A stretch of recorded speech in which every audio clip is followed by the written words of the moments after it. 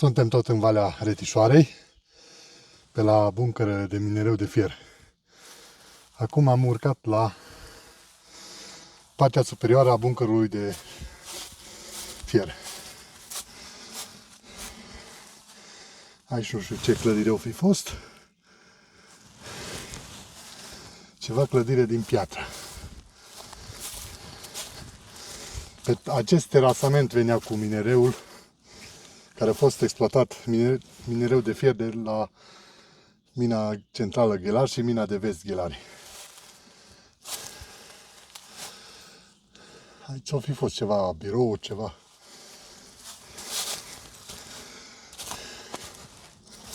Sediu administrativ de la silozurile pentru minereu de fier în Valea Retișoarei. Și pe aici veneau și descărcau. Erau și niște concasoare. După care trimiteau către Hunedoara. Pe cale ferată pe cartament îngust, pe cartament de 760 de mm, calea ferată de interes local Hunedoara Ghelari. Mergem mai departe pe siloz.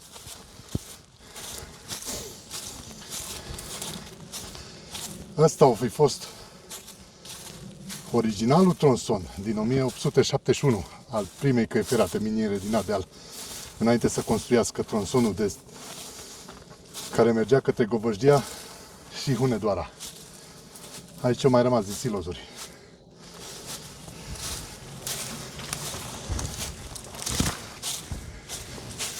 Inițial mergea linia asta în capăt și la capăt era un rostogol unde dădea drumul către Nădrab, din satul Govășdia, județul Hunedoara. Dădea drumul la minereu la vale și acolo băgau într-un concasor acționat hidraulic. De acolo transportau pe vechea cale ferată minieră din Ardeal către furnalul de la Govășdia. Cererea mare de minereu la Hunedoara a determinat construcția și prelungirea primei căi ferată miniere din Ardeal.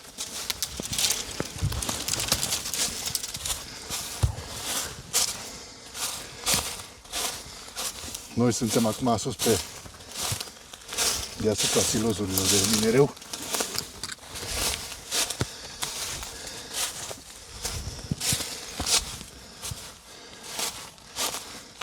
Aici alt zid. Fi fost o stacadă ceva.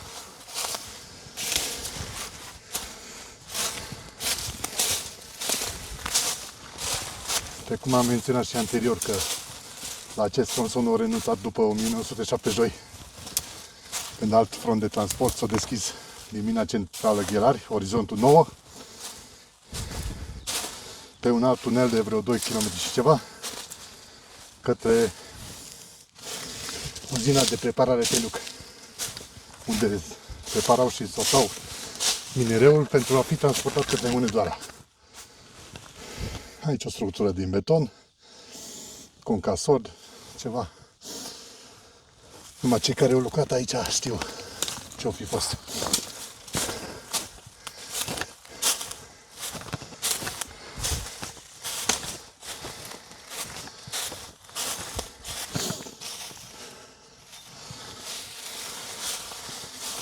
Ultima dată am fost pe aici în 2010. Și alți fotografi au fost aici în 2000. Pe aici aduceau minereul de fier din mina centrală Ghelari și mina de vest Ghelari. Și le vărsau jos în silozuri pentru a fi transferate către Hunedoara și Govășdia. O grămadă de structuri din piatră și din beton rămase în pădure. Stacada silozurilor, buncărelor.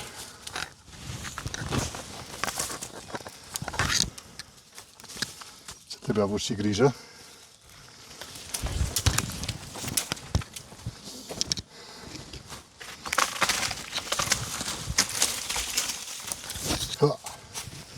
căzură.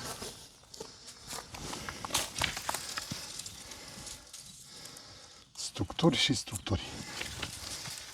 Astea sunt mai noi, mai recente, de prin anii 1950.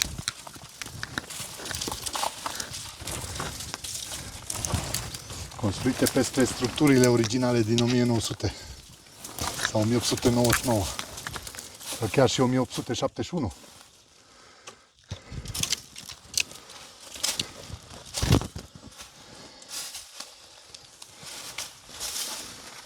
Începe să se înverzească și imediat nu se mai vede nimic.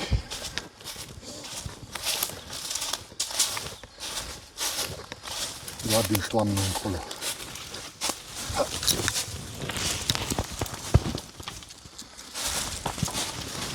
Altă structură.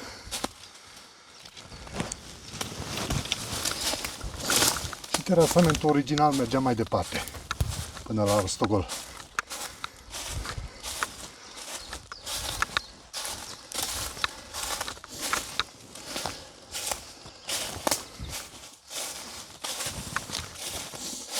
Benzi sau ce erau pe aici. Și alte structuri. Alte structuri rămase prin pădure. De la silozurile pentru minereu. Asta era tipul de minereu, dar e foarte greu. Cred că era siderită.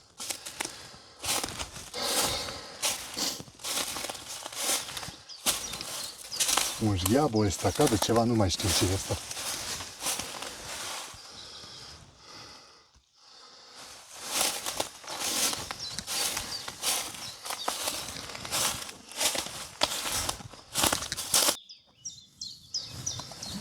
Jos la siloz, la baza silozurilor de minereu.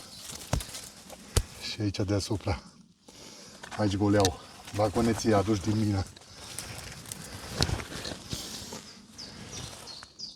Suntem tot pe terasamentul căi ferate de mină. O să o cale ferată electrificată. Ce gol e aici.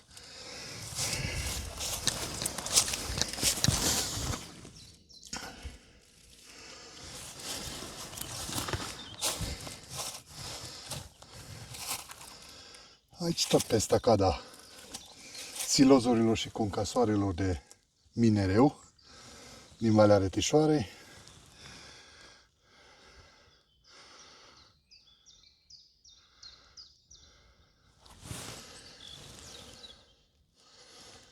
Frumos se vede.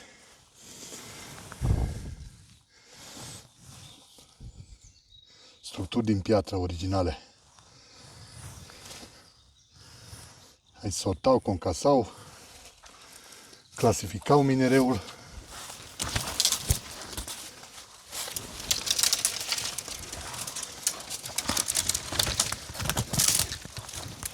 Ce e aici?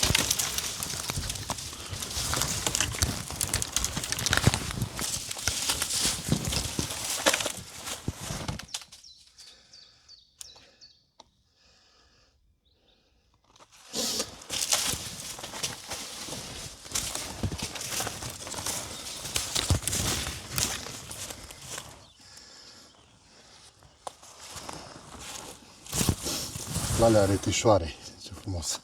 Structuri miniere abandonate.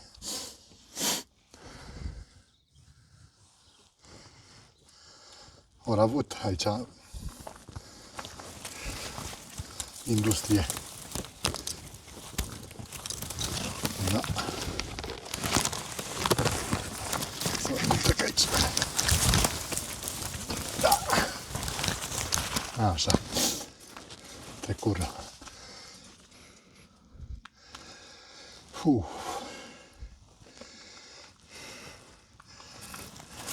După 25 de ani de când am fost eu prima dată pe aici, s-a năpădit și mai bine. Și pe asta trecea trenulețul de mină. A fost o cale ferată electrificată ultima dată pe aici.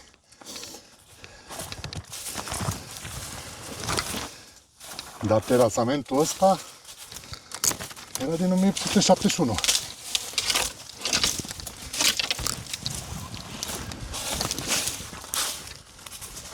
Aici nu știu după ce ori căutat, ori săpat.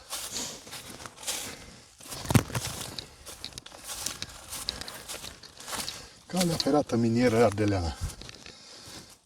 Piciorul unui stâlp de electrificare pentru trenulețul de mină și terasamentul, vechiul terasament.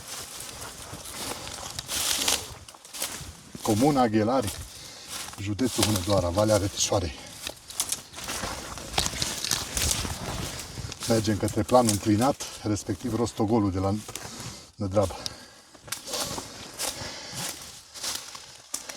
Alt marcaj de cadastru.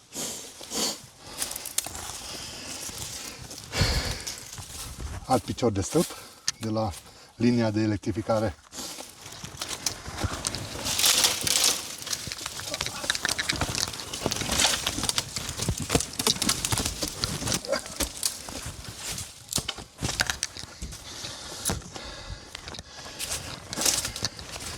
Năpădit și năpădit.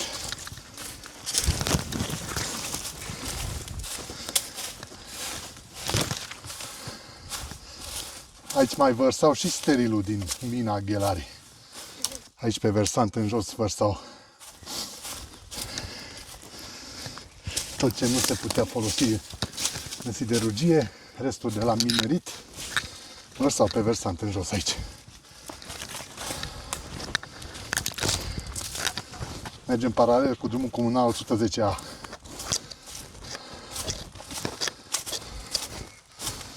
Și dincolo, pe versantul opus, este calea ferată minieră ardeleană. Calea ferată de interes local Hunedoara Ghelari.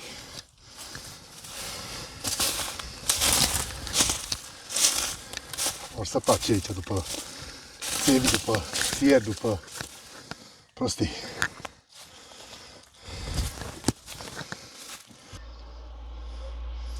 Mașina urcă pe drumul comunal 110A. Dincolo ar fi viaductul Plop, tunelul numărul 3, care iasă direct în sterilul de la Crăciuneasa, sterilul dolomitic.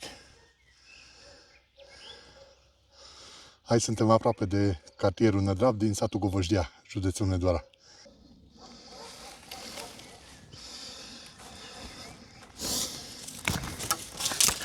Vechea cale ferată de mină.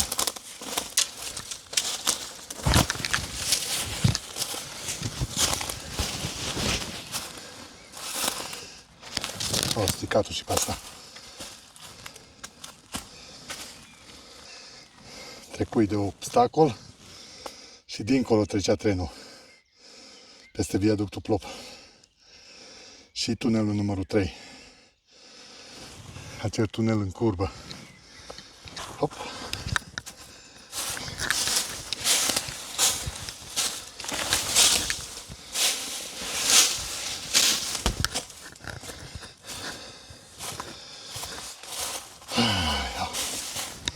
Au căutat după o țeavă, sigur, sau cabluri electrice.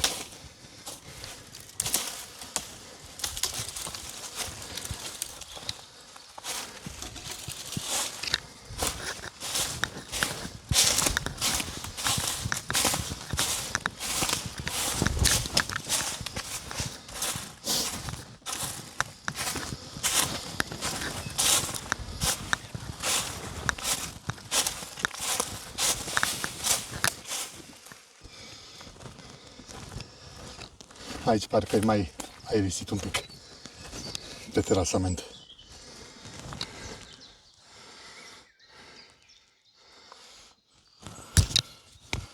Sunetul naturii.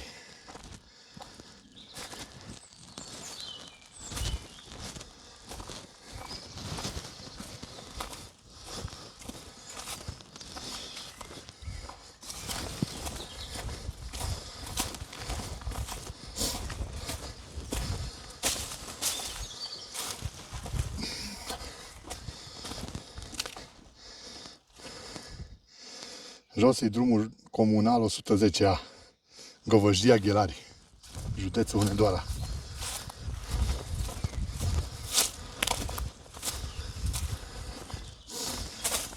De fapt, ăsta e tronsonul original din prima cale ferată minieră din Ardeal. Că restul sunt consolidări și prelungiri până la Hunedoara, respectiv Govăjdia.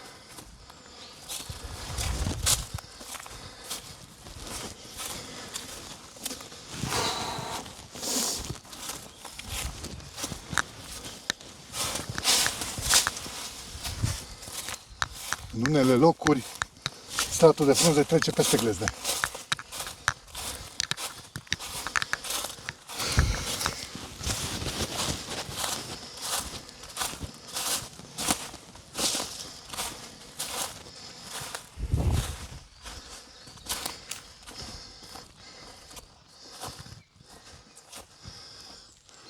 Sus pe deal e comuna Ghelari, județul Hunedoara.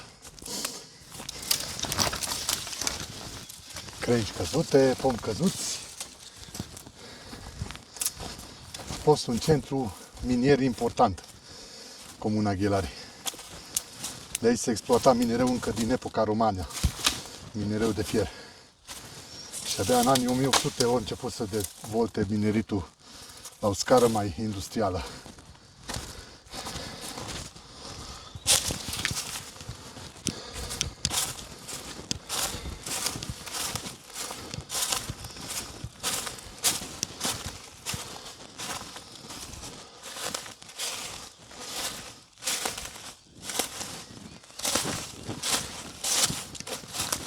Un bărloc sau o galerie de mină, ceva, mai degrabă e un bărloc în roca de calcar. De acolo am venit dinspre silozurile de minereu și mergem paralel cu Valea Rețișoarei până la Rostogolul de la Nădraba.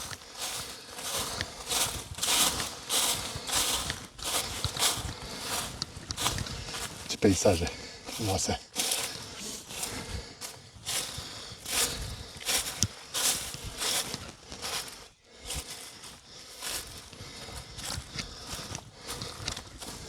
Cred că ne apropiem de Rostogol. N-am mai fost pe aici din 2010, mai exact din octombrie 2010.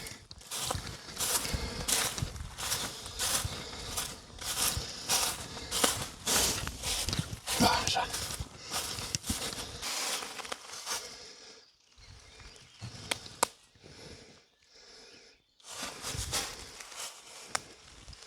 Se vede un pilon de la viaductul Plop, de pe calea ferată minieră ardeleană, și undeva pe acolo intră și tunelul numărul 3 în curbă.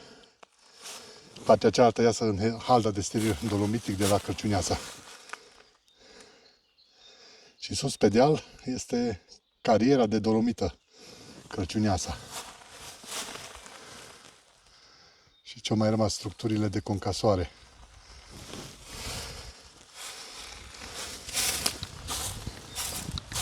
Mergem mai departe până la Rostogolul de la Nădraba.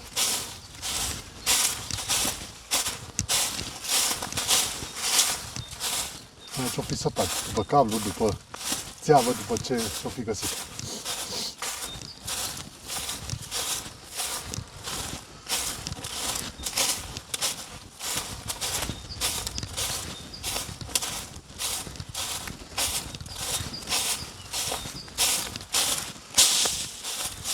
Casele de la cartierul Nădrab.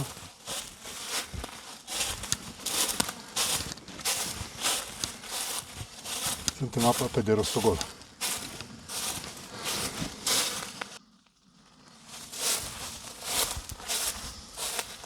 Ce ori mai săpat aici în stânci.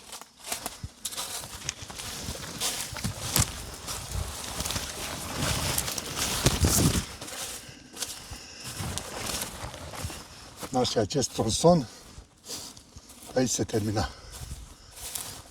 Acest tronson de cale ferată de mină. Pe aici se termina. Sunt niște pini plantați aici sau crescuți sălbatic. Și să trecem cumva rigola asta. Opa!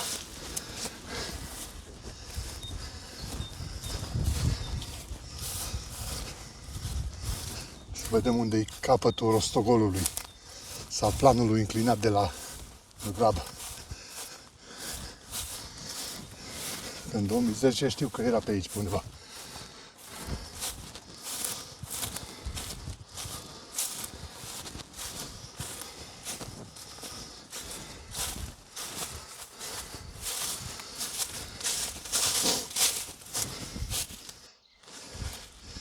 Cartierul Nădrab din satul Govășdia și halda de steril care au provenit din cariera Crăciuneața.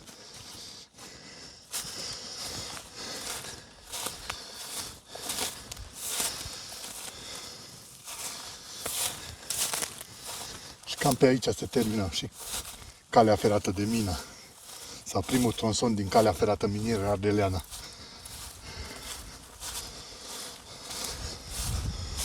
Mai departe nu mergea.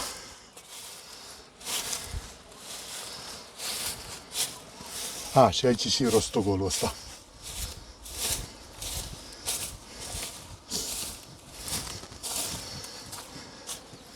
Rostogolul sau planul înclinat de la Nădrab.